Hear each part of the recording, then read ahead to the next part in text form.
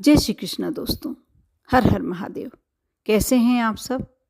स्वस्थ और सुरक्षित होंगे, सुखी और समृद्धशाली होंगे। दोस्तों, आपने कभी ध्यान दिया होगा, आपके परिवार का कोई भी मेंबर केले खरीद कर लाया बाज़ार से। आप डज़न के हिसाब से लाते हैं, किलो के हिसाब से, किसी भी हिसाब से लाए आप, और घर आके देखा उसमें 2 केले जुड़े हुए मिले। घर के बुज़ुर्ग महिलाएं कुछ बताती होंगी कि नहीं, जुड़वा केले नहीं खाना चाहिए क्योंकि दोष लगता है। कई बार यह भी कहते सुना है कि कोई गर्भवती महिला को यदि जुड़वा केले खिला दिए जाएं तो उन्हें जुड़वा बच्चे होते हैं, ट्विंस होते हैं। अब इन बातों में कितनी सच्चाई है, कितनी हकीकत है, इसका हम आकलन नहीं कर सकते। हो सकता है वह अपने अनुभव के आधार पर कह रहे हैं, उसमें कुछ सच्चाई होगी, मानना चाहिए हमें अवश्य। लेकिन आज मैं अपने इस वीडियो के माध्यम से जुड़वा केले के बारे में बहुत सारी बातें ऐसी बताने वाली हूँ, कुछ ऐसे उपाय बताने वाली हूँ जिसे करके आप अपने जीवन को बहुत ही सहज और सुलभ बना सकते हैं। आप मेरे वीडियो को शुरू से अंत तक अवश्य देखें और अच्छा लगे तो लाइक करें। यदि आप मेरे चैनल पर नए हैं, मेरी आवाज़ को पहली बार सुन रहे हैं, तो सब्सक्राइब करें।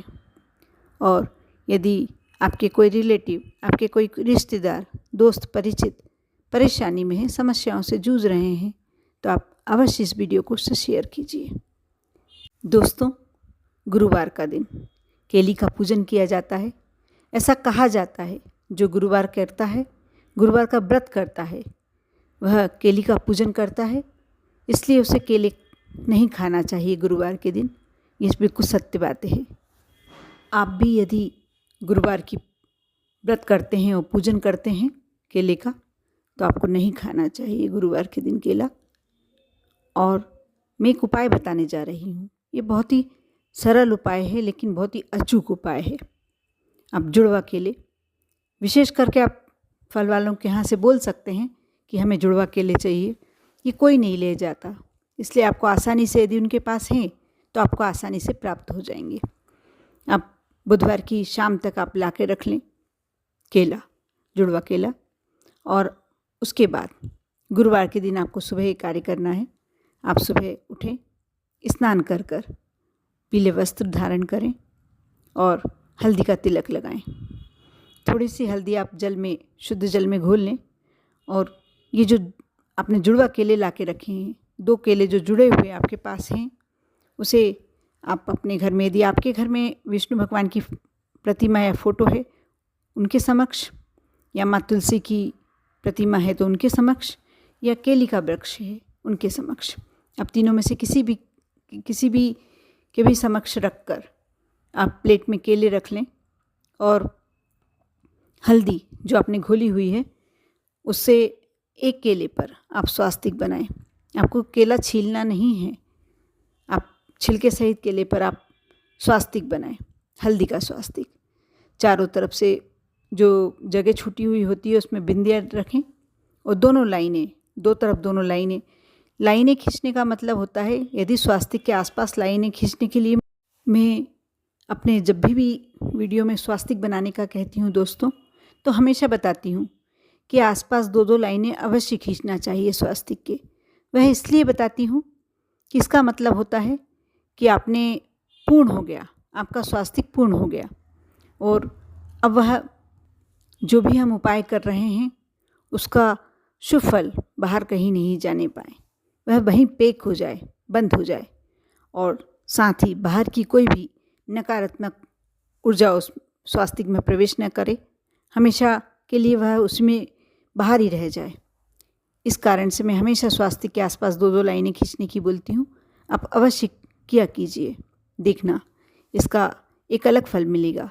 फलक आपने एक केले पर स्वास्तिक बना लिया हल्दी का, दूसरे केले पर अब आप अपना नाम का पहला अक्षर, यदि आपको कोई समस्या है तो, यदि आप अपने बच्चे के लिए कर रहे हैं कि एग्ज़ाम में अच्छे नंबरों से पास हो जाए, या जॉब इंटरव्यू के लिए जा रहा है और सफल हो जाए, आप जिसके लिए भी, आपके पति, आपके परिवार में किसी भी मेंबर के लिए करते हैं, आप उसके नाम का पहला अक्षर लिख दें। और यदि आप धन संबंधी, लक्ष्मी संबंधी कार्य के लिए कर रहे हैं तो जय लक्ष्मी माँ लिख दें। आप इतना अवश्य करें। यदि नहीं लिखाता है आपसे, केला थोड़ा सा लिखने में प्रॉब्लम आती है, तो आप एक तीली में जरा सी कॉटन लगा लें, रुई लगा लें और उससे लिखें, आराम से लिखा जाएगा। आप लिखें। विष्णु जी के प्रतिमा के समक्ष आपको ये कार्य करना है और उस पर तिलक लगाकर, हल्दी का ही तिलक लगाना है आपको, लगाकर आप अपनी मनोकामना, जो भी आपकी विनती है, आप करें और रखा रहने दें। आप पूरा दिन वहीं रखे रहने दें। सुबह उठकर आप स्नान करे बिना, आप उधर से अपने मंदिर के अंदर नहीं रखना है, मंदिर के बाहर आप ऐसी जगह पे रखें जहां आप बिना स्नान किए हुए उठा सकें। आप सुबह जब उठते हैं, उठते से ही सबसे पहले हाथ जोड़ें और अपनी फिर से मनोकामना कहें। वहाँ बैठ के आप भगवान जी के समक्ष अपनी फिर से मनोकामना कहें और बिना नहाए ही आप उसे बाहर, यदि गाय है तो आप गाय को समर्पित कर दें, गाय को खिला दें, या आपके आसपास कोई बहती हुई नदी या बहता हुआ जलाशय है, आप उसमें विसर्जित कर दें। आप यह कार्य 5 गुरुवार करें। आप देखना, आपकी जो भी परेशानी, जो भी समस्या है, यदि धन संबंधी, लक्ष्मी संबंधी समस्या है, तो आपकी वह समस्या एकदम सॉल्व हो जाएगी, हल हो जाएगी। आपके यहाँ माँ लक्ष्मी की कृपा एकदम बनने लगेगी। आप वहाँ से आएंगे, जैसे गाय को आपने केला खिला दिया, उसके बाद आप शुद्ध घी का दीपक लगाएंगे मंदिर में, जो अपने विष्णु जी के समक्ष, और शुक्रवार के दिन आपको ये कार्य करना है। आप फिर से अपनी मनोकामना दोहराएं। ये कार्य, बस यहाँ आपका कार्य पूर्ण हो गया। आप यह कार्य करके देखें। आप चाहें तो वैसे हो सकता है कि आपको एक ही गुरुवार पर फ़ायदा हो जाए। कई लोगों ने करा है, किसी को एक गुरुवार में फ़ायदा हो गया, किसी को 3 और किसी को 5, लेकिन फ़ायदा हुआ अवश्य है, उसका वह कार्य अवश्य हुआ है पूरा, क्योंकि ये दुर्लभ होते हैं। जुड़वा केले कहा भी जाता है कि परिवार में बिल्कुल नहीं खाने देना चाहिए। यदि जुड़वा केले अपनी गलती से आ भी जाते हैं अपने घर में, तो हमारे खाने के लिए नहीं होते हैं, हमारे भक्षण योग्य नहीं होते हैं। कहा जाता है कि उसे गाय को ही खिलाना चाहिए या किसी वृक्ष के नीचे डाल देना चाहिए, ऐसा कहा जाता है और ये सच भी है। जुड़वा केलों को खाने का अधिकार हमें नहीं होता है, हमें नहीं खाना चाहिए। इसलिए आप यह जुड़वा केले अवश्य करके, बाज़ार से स्पेशल खरीद के लाना पड़े इस उपाय के लिए, तो आप लाएं और यह उपाय करें। लेकिन उपाय करते समय आप, फिर से मैं आपसे कहना चाहूँगी, आप विश्वास रखें, श्रद्धा रखें, क्योंकि बिना विश्वास और श्रद्धा के कोई भी कार्य पूरा नहीं होता है। आपको श्रद्धा और विश्वास तो रखना ही होगा आप पर और आपके पूरे परिवार पर। माँ लक्ष्मी की कृपा यूँ ही बनी रहे। ओम नमः शिवाय।